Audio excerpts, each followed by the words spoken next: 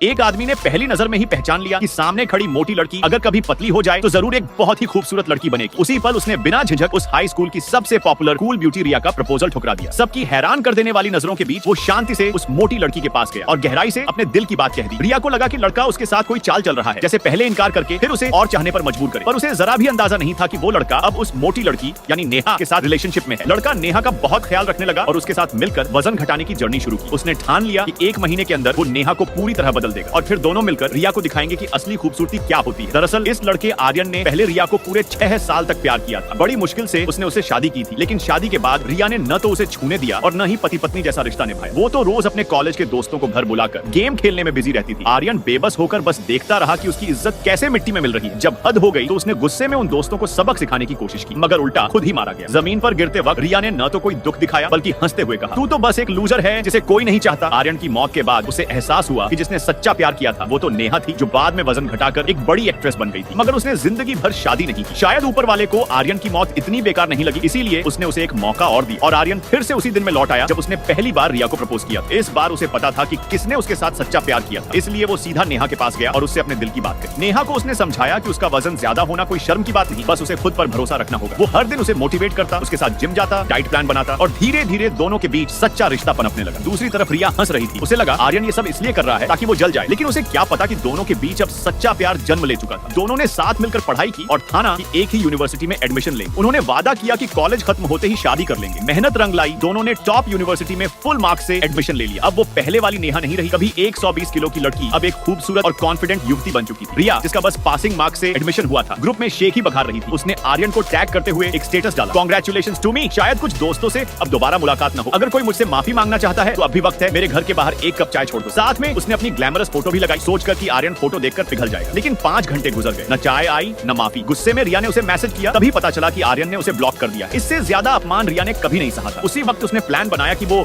Selection party रखेगी और पूरे क्लास के सामने आर्यन और नेहा को नीचा दिखाई। उसने मैसेज किया, नेहा तुम जरूर आना, सुना है तुमने समर में खूब वर्कआउट किया है, मैं भी देखना चाहती हूँ नतीजा। नेहा ने मुस्कुराकर जवाब दिया, जरूर आऊंगी। रिया को अजीब लगा, उसे महसूस हुआ कि नेहा में अब कुछ बदल गया है। उसकी आंखों में आत्मविश्वास झलक रहा था। पार्टी का दिन आया, रिया सबके बीच तारीफें बटोर रही थी कि तभी आर्यन अकेले वहां पहुंचा। रिया मुस्कुराई, उसे लगा आर्यन अब भी उसे नहीं भूल पाए। वो बोली, क्या हुआ आर्यन, नेहा से ट्यूशन लेकर मेरे जैसी यूनिवर्सिटी में आने का सपना तो टूट गया ना? आर्यन ने गहरी सांस ली और कहा, रिया मैं और नेहा सच्चा प्यार करते हैं। और हाँ, अब वो पूरी तरह बदल चुकी। क्लास हंसी में फूट पड़ी। रिया ने ताना मारा, वो मोटी कभी नहीं बदल सकती। आर्यन का सब्र जवाब दे गया। उसने गुस्से में हाथ उठाया और रिया को एक जोरदार थप्पड़ जड़ दिया। रिया के चमचे उछल पड़े, इसे बाहर निकालो। तभी दरवाजे पर हाई हील्स की टक टक सुनाई दी। सबकी नजरें घूमी और वहां खड़ी थी एक पतली बेहद खूबसूरत लड़की नेहा। पूरा हाल सन्न रह गया।